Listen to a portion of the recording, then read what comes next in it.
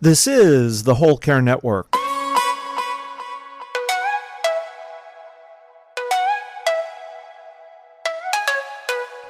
Helping you tell your story one podcast at a time. Content presented in the following podcast is for information purposes only. Views and opinions expressed in this podcast are solely those of the host and guest and may not represent the views and opinions of the Whole Care Network. Always consult with your physician for any medical advice, and always consult with your attorney for any legal advice. And thank you for listening to the Whole Care Network.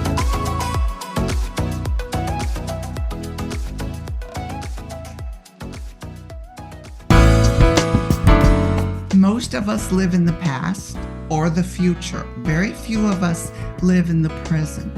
And I think with dementia, it forces us as caregivers to live in the present, to see this person who they are today and try to bring them some peace, some joy, some interaction in who they are today. This is the Heart of Hospice podcast with Helen Bauer. Barbara Karnes is with me today for a deep dive into what the end-of-life experience is like when there's a diagnosis of end-stage Alzheimer's or dementia. Whether you're a family caregiver or an end-of-life professional, the Heart of Hospice is here to enhance your hospice experience by connecting you with information you can use about end-of-life care.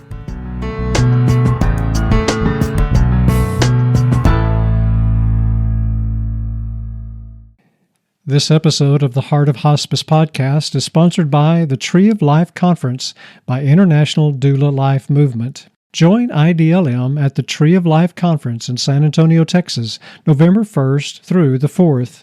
The Tree of Life Conference is more than just workshops and seminars. It's an opportunity to connect, learn, and renew your commitment to compassionate care. Attendees will hear from expert speakers like end-of-life educator Barbara Karnes and Death Deck co-creator Lisa Paul. Visit internationaldoulalifemovement.com for more details. This episode of the Heart of Hospice is sponsored by Odonata Care. When caring for a loved one on hospice, support becomes essential. Introducing the Care Plan, a path to comfort for the hospice patient, a supportive guide by experienced hospice nurses Nancy Hireman and Brenda Kazire. Nancy and Brenda invite you to experience all that the Care Plan has to offer. Be sure to check out their free library of care videos on thecareplan.net or on YouTube. Purchase your copy of the Care Plan today at thecareplan.net. Barbara, it's so wonderful to have you back on the show. Welcome.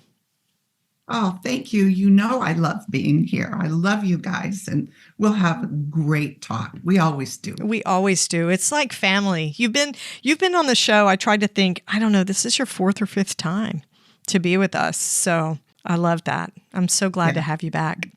Family. Yeah, it's family. Okay, so to get us started in our conversation, I have a little icebreaker question. What would you say is one of your superpowers? Oh, geez. One of my superpowers, I think it's my writing.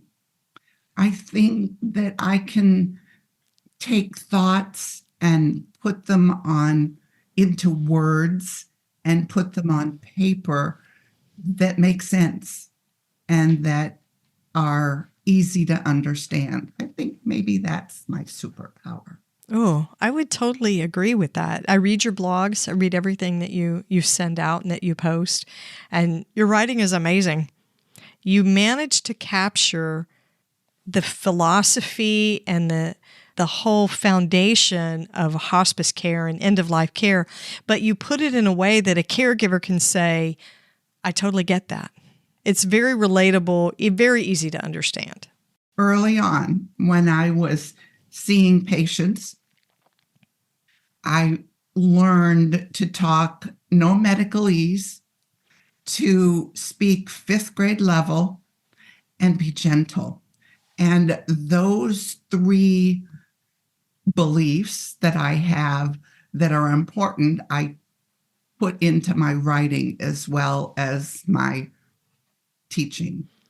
and words. Yeah, I've been with you and we've talked together, and you're always consistent. Be kind, be truthful, be compassionate, and let's face it, you can't miss. You can't miss with material like that. It's perfect, and your writing is fantastic. Thank you. So we're talking about a deep dive today into some neurological diagnoses at end of life. We're talking about end-stage Alzheimer's and dementia. We may touch on Parkinson's while we're in there, but mostly Alzheimer's and dementia diagnoses when it comes to end of life, because the challenges that caregivers and those patients face those challenges are horrific. They're big. And I really think, from my personal experience and professional experience, that it's kind of a unique diagnosis. It looks a little bit different for everybody. Each patient presents just a little bit differently. And so I think their caregivers have a lot to deal with and a lot to figure out as they go. Well, with heart disease, with cancer, you can pretty well determine a path that the person is going to be on. With dementia, and dementia is a symptom of varying diseases, but with dementia, it doesn't play by any rules. You can't really predict how that person's life is going to unfold with their disease. And that is such a disadvantage, because it's like we don't have any rules of the game, if that makes sense. Where with other diseases, we really can figure out what the path is. But with dementia, and that is probably, I think, the biggest challenge for the caregiver is what's going to happen? What's the future? What's next month going to look like? What's next year going to look like? That uncertainty adds an additional burden to the caregiver, to the just regular everyday caregiving. It's absolutely true. They want that certainty. What's the timeline? What are we looking at? It's because numbers are solid, right? If I tell you 2 months, that's a certainty. But prognostication, trying to figure out exactly how long the life expectancy is for someone with Alzheimer's or dementia, there's a lot of differing factors. So one of the things you said struck me when you said dementia is a symptom of a lot of other diagnoses. And so I want to touch on that just for a second for listeners that aren't familiar with that. For one thing, there are a lot of different types of dementia: frontal lobe dementia, Lewy body dementia, and people with Parkinson's can also have Parkinson's-related dementia. So there are a lot of different types. And people with just old also. Yes, exactly. We refer to it a lot of times as senile degeneration of the brain, but the way it appears as far as symptoms and how the person presents, it looks like Alzheimer's or dementia. Mm-hmm. Most of the times like dementia. So let's talk about those symptoms at end of life, because I really want to focus on that. There's a long disease trajectory, and we could talk about all of that. But of course, our focus today is on end of life. When we think about what a typical as we can get, Alzheimer's or dementia patient looks like, how would you describe someone with that end-stage disease? With most people, we enter a dying process, a dying timeline. And 3 things can signal when we've entered what I call the dying process. That's food, sleep, and socialization. With dementia, a person can be gradually disconnecting in the socialization area to the point they're completely within for years. sleeping in a person who's dying from cancer, they're going to enter that dying process and they will gradually start sleeping more and more and more. And the closer they get to death, the more they're sleeping. Dementia doesn't play by the rules. You can sleep 24/7. For years, that can happen. So you can't judge sleeping and socialization as entering the dying process. It's only food. Food we eat to live. It's the gas we put in the car to make it run.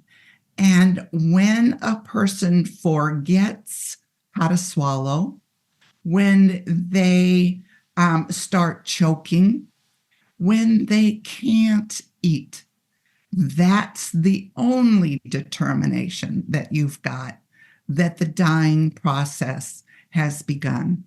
Because if you don't eat, you don't live.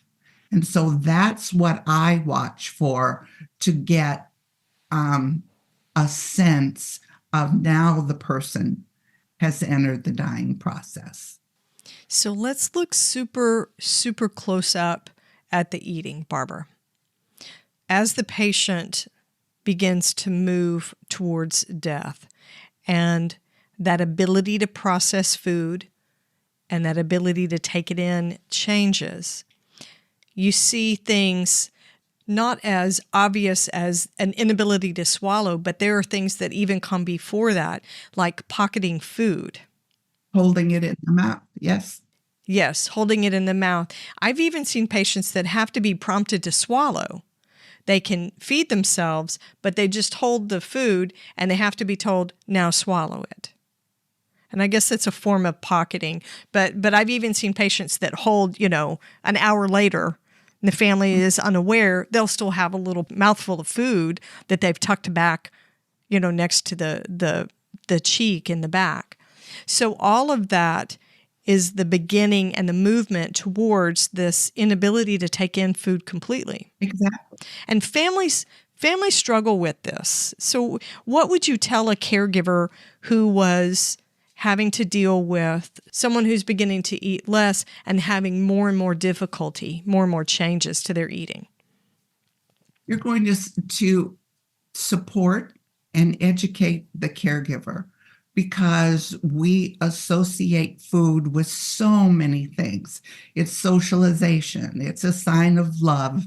There's all kinds of emotions that we carry around food that has nothing to do with the nourishment. And so that caregiver is experiencing, I'm going to make Dad's favorite pie because he loves it. And then think of when he doesn't eat it and how that caregiver feels let down.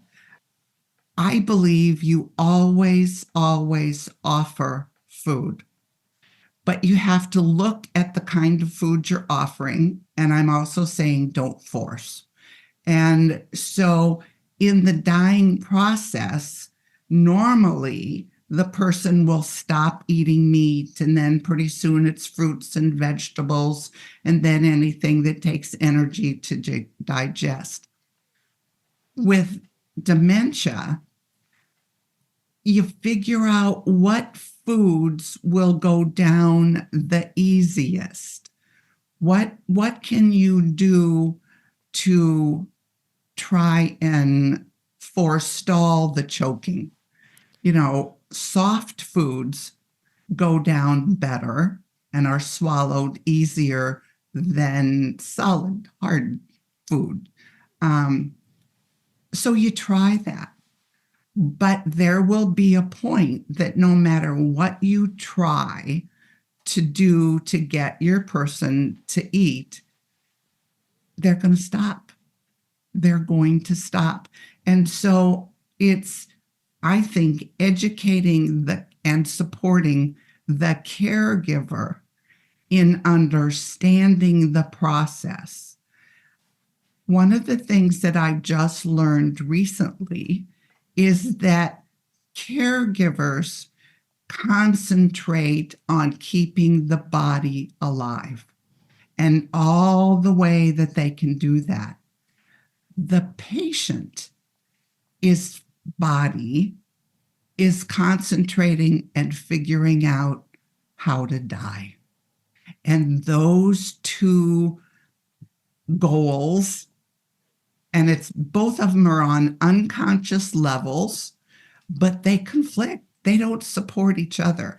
And that creates a great deal of sadness and frustration in the caregiver. Yeah, I have seen that be such an emotional thing, to the point where caregivers will say things like, if you love me, you'll eat this.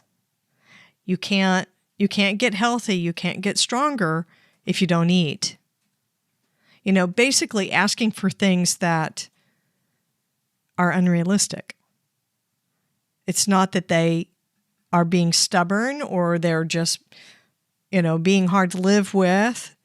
They physically cannot do it. Their body is changing and moving in a different direction. Barbara, there's so much emotional and psychological impact on a caregiver that watches someone do that. And a lot of times they want to place feeding tubes. Mm-mm. So can we talk about that? That is such a hard thing.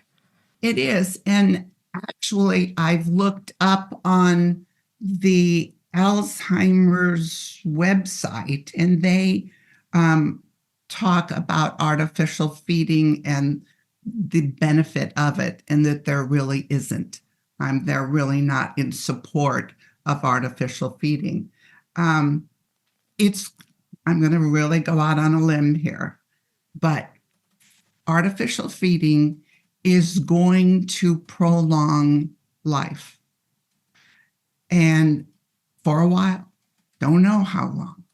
But what I'm going to ask is, what kind of life is that you're prolonging? Is there quality? Is there joy? Is there fulfillment? Is there interactions with people? We can keep a body alive for years, but is just having a body alive really living? Don't we associate living with talking, smiling, laughing, interactions, doing, being active? Isn't that what we look at as living? So yes, we can keep a body alive, but no matter what the diagnosis is, we need to look at what kind of quality of life are we giving this person by keeping their body alive. It's a huge, huge decision to make. But I really think we need to be able to put our own caregiver personal feelings aside. I'm always going to want my mom. So I'm going to try and do everything I can to keep mom here with me. And maybe just having her in bed and my holding her hand is what I want. But is it really what we want to our loved one to experience and go through? We need to look at what really living and life is about. And it's more than just breathing. Yeah. I wanted to talk about the feeding tubes because it's sort of, I wouldn't say controversial, but it's something that caregivers assume, when mom or dad doesn't eat, we can just fall back to that it's always going to be an option. Well, those feedings, artificial feedings, are never the same as real food. It doesn't meet nutritional needs. And someone who's moving towards the dying process can't even take those nutrients in. They don't process it correctly because the body's preparing itself to do other things. But I think caregivers struggle with that. I think there's guilt and I'm with you about the decision making. Sometimes you have to recognize that the caregiver's making decisions for themselves when they're thinking that they're making the decision in the best interest of the patient or the person with the disease. And I think that sounds kind of harsh to say that, but it's true. I mean, if it's my loved one, we just have to remember, I think the whole key is artificial feedings and feeding tubes do not provide quality of life necessarily. And one of the things I have people do is put themselves in their loved one's position. If you were had dementia, severe dementia, if you weren't eating, what would you want? Would you want to have a feeding tube? Would you want to continue breathing? When we make it personal, I think that gives us a better perspective on how to make that decision. In a world where compassion and community are needed more than ever, the International Doula Life Movement presents the Tree of Life Conference. Join IDLM November 1st through the 4th in San Antonio, Texas for an extraordinary experience in end-of-life care. The Tree of Life Conference is not just an event, it's a movement towards making a positive impact. Attendees will hear from expert speakers including award-winning end-of-life educator Barbara Karnes, Lisa Paul of the Death Deck, Brenda Kazire and Nancy Hireman of Odonata Care, and end-of-life advocate Helen Bauer, host of the Heart of Hospice podcast. The Tree of Life Conference is more than just workshops and seminars. It's an opportunity to connect, learn, and renew your commitment to compassionate care. This event is made possible by the team at International Doula Life Movement, who believes in the power of empathy, education, and making a difference in the world. Don't miss out on this transformative experience. Join IDLM at the Tree of Life Conference in San Antonio, Texas from November 1st through the 4th. Visit internationaldoulalifemovement.com for more details and secure your spot today.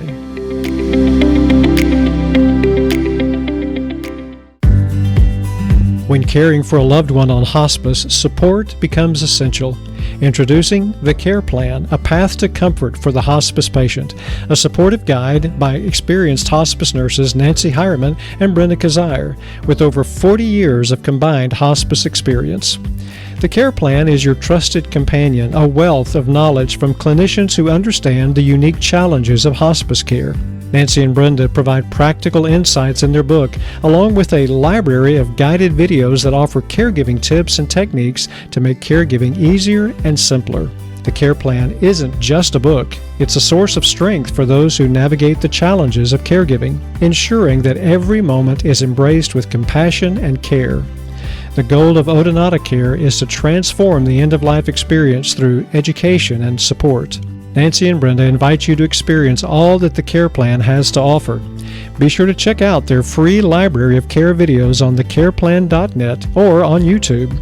Don't forget that the Care Plan is also available in Spanish. Purchase your copy of the Care Plan today at thecareplan.net.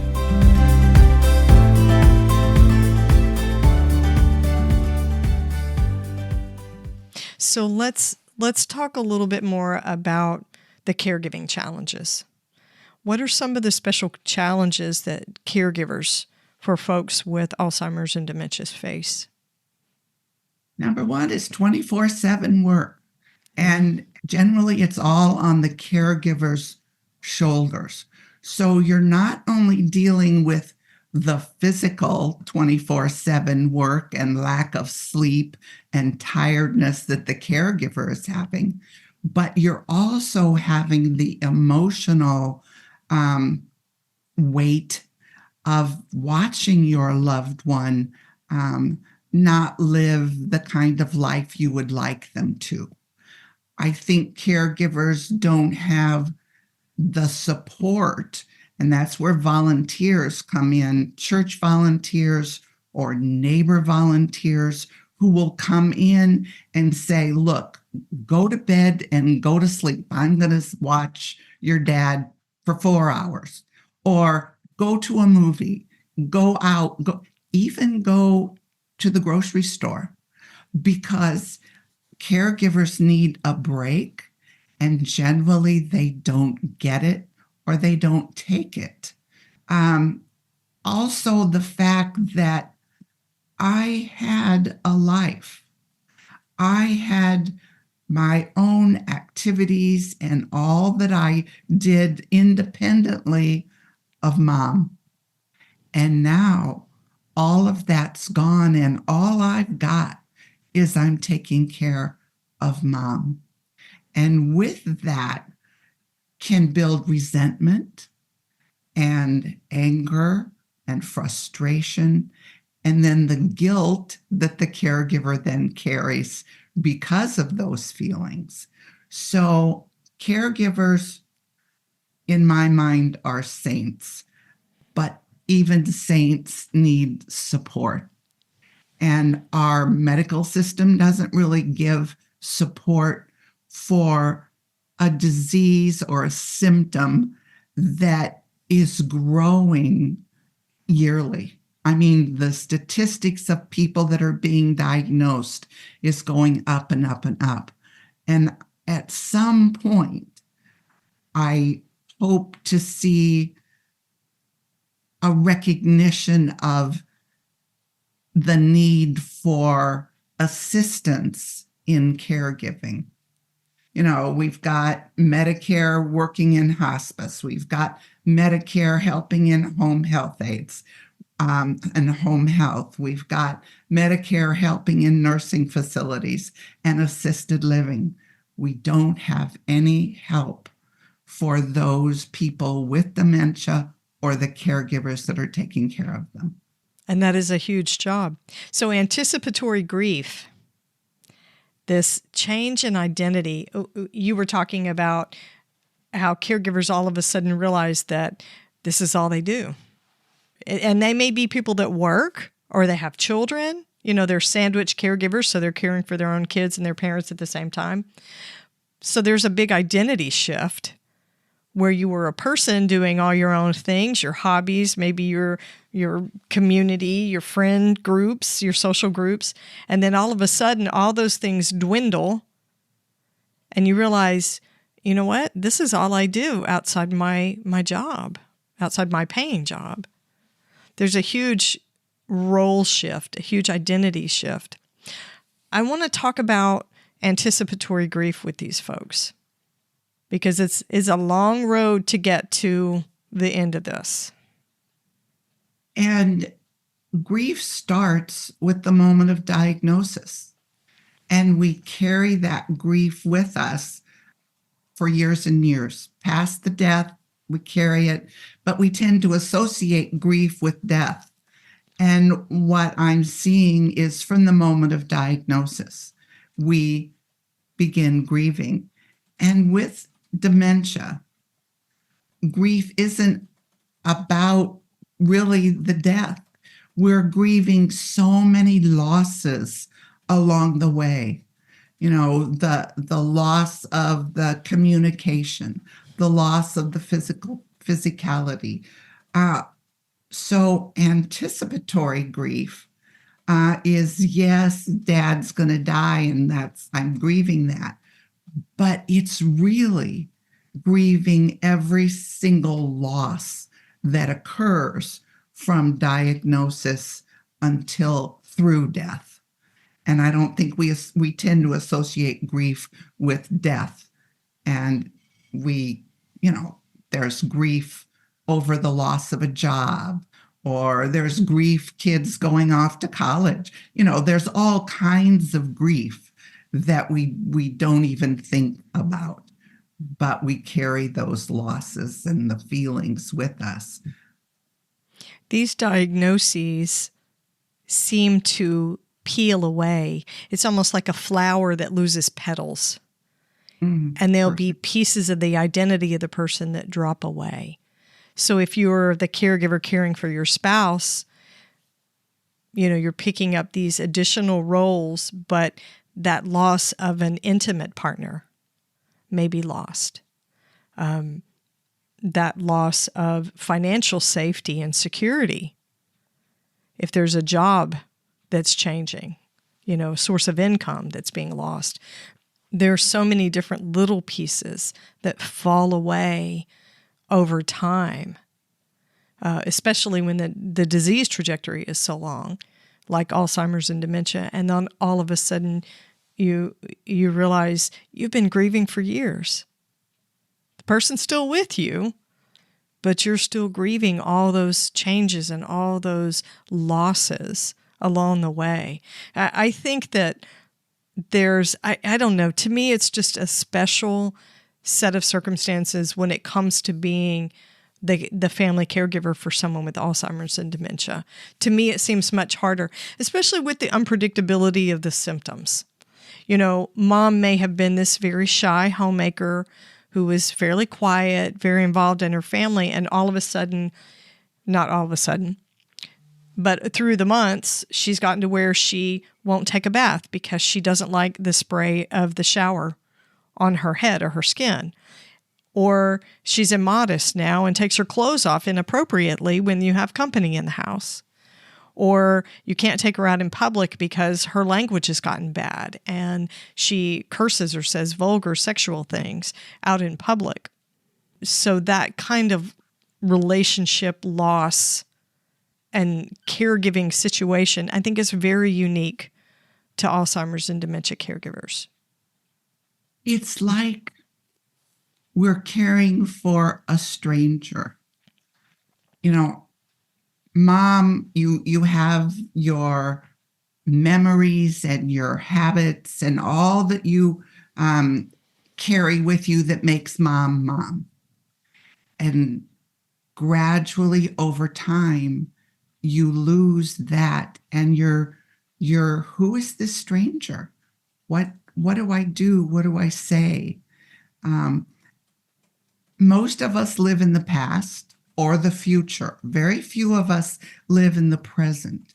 And I think with dementia, it forces us as caregivers to live in the present, to see this person who they are today and try to bring them some peace, some joy, some interaction in who they are today. You can even go not who they were yesterday, because it continually changes. And yet part of our grief is, where did mom go? And how do I interact with mom now? And all I can say is you interact with mom where she is today. So, Barbara, when it comes to hospice care, end-of-life care, figuring out that disease trajectory, that 6-month life expectancy, can be really challenging. And a lot of Alzheimer's and dementia patients are on hospice care for much longer, and they end up being discharged off of hospice. Some hospice agencies call it graduating from hospice. I would not say that that's any sort of honor for a caregiver to find out that service is being discontinued. But I'd like to talk about that. What needs to happen if the hospice agency wants to discharge the patient? Because the caregiver has come to rely on nursing visits, social works, bathing, medications being paid for, equipment being paid for and supplied. I strongly believe that when a hospice determines that the person does not fit hospice requirements, Medicare requirements, that before you discharge them, you send in the social worker, and the social worker figures out how to get services for this patient and family. You don't just say, gee, I'm sorry, you're graduating and call me if things get worse. You have to prepare and give the guidance. That's what our social workers are great at, is they can look at community resources to give and help that family. And so often, sad to say, the patient and family are discharged and left to their own devices. Right. I think it is hospice's responsibility to have their social worker get community services hooked up. Now, all that said, we don't really have a lot of community resources to pull from to help this family and this caregiver. But at least the social worker will know what is available where the caregiver's not going to know.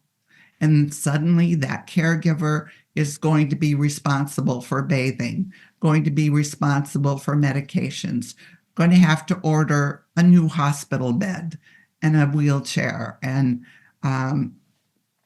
all of that is a financial burden, but it's also a social, communal burden, an emotional burden on the caregiver, who now not only is dealing with their special person changing and not recognizing them and who is this person, they're not only dealing with that, but now they're dealing with the hardcore, how do I provide for my special person?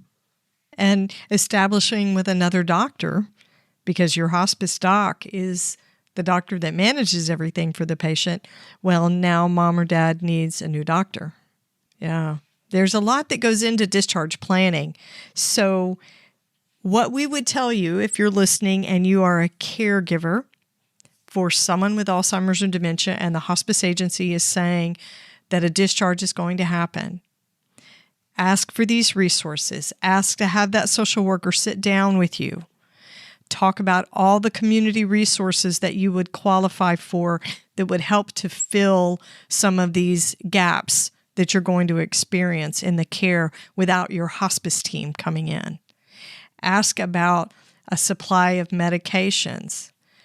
You know, there's so many different pieces. Look at every piece that hospice furnishes for you and ask, where can I get this? Where can I get help with this? I'm with you, Barbara. I think this is a huge burden on the caregiver, and it adds back in. I think it also adds an energy burden, because most caregivers don't have enough time and energy to manage everything they already have to do. So having a discharge from hospice really just adds to the burden, the caregiving burden itself, what they have to take care of. Absolutely. You know, I get letters from people all over the country and caregivers writing to me and lamenting. You know, my mom was on hospice for 2 years and now they're gone.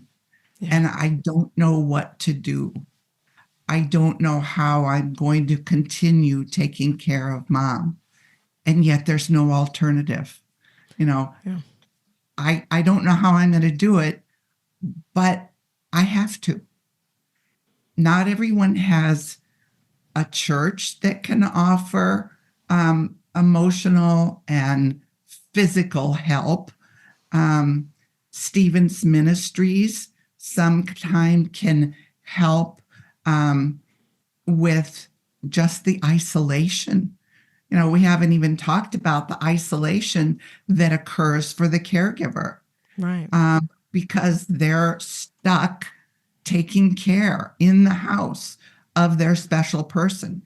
They don't have the outlet, the outreach. That's the word I want. They don't have the outreach availability to even go to lunch with a friend.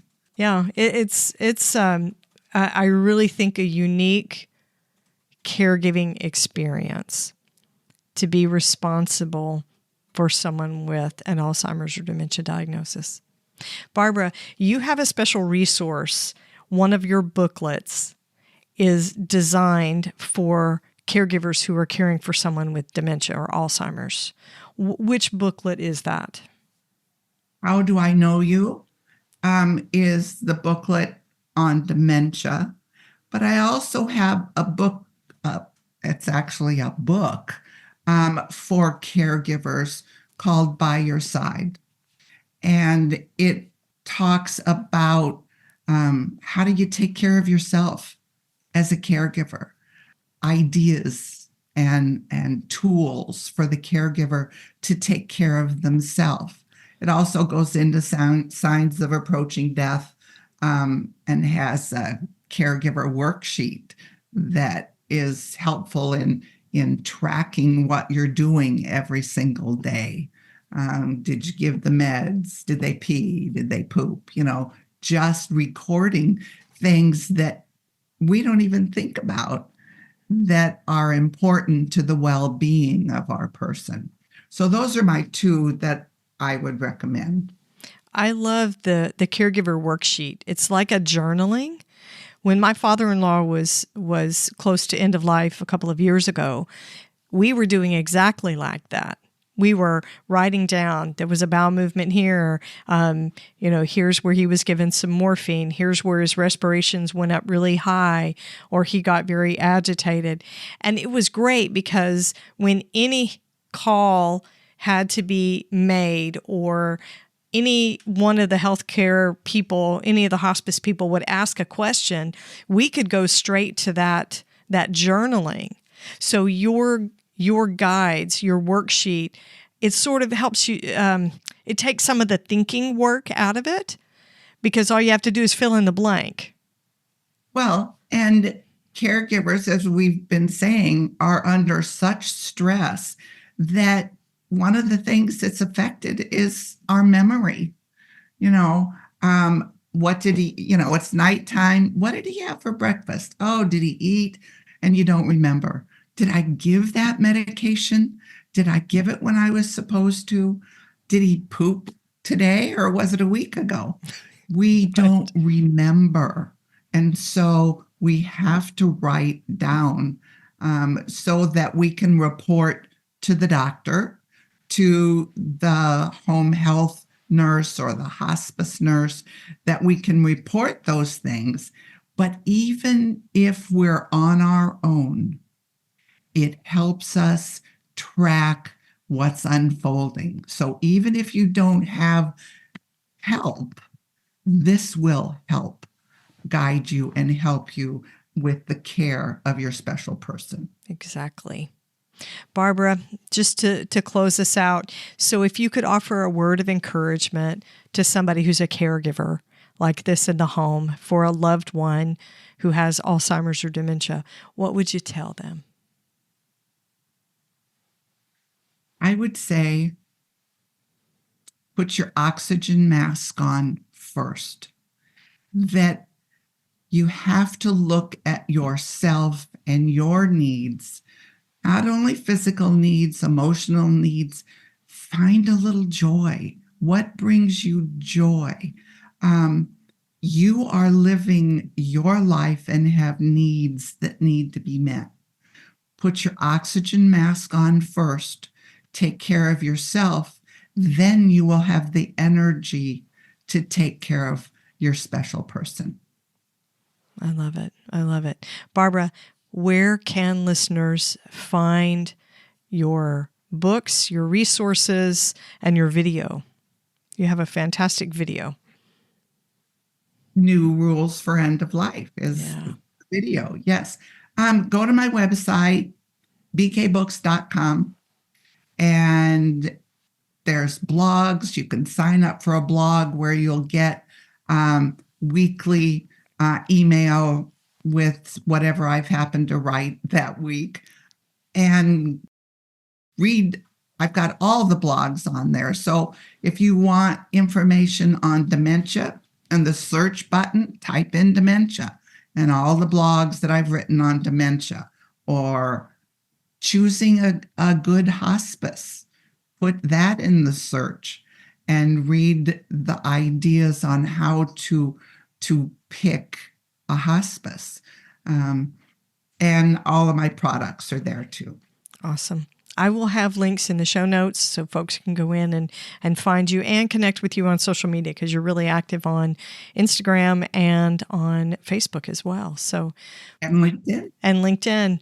Barbara Karnes, thank you for the family reunion, for coming home for the holidays. It's almost the close of 2023 when we're recording, and it's so nice to be connected with you. Thank you so much.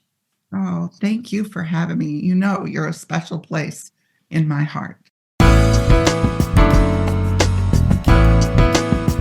So I hope you gained some insight from this, whether you are a caregiver yourself or whether you are a hospice provider.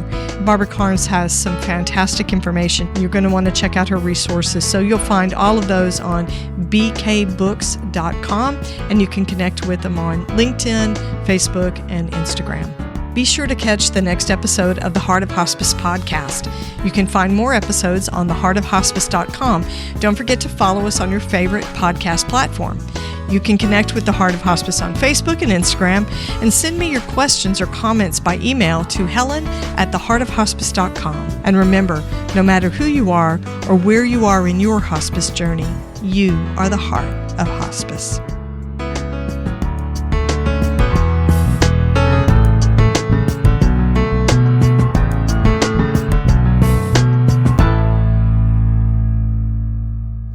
This is the Whole Care Network.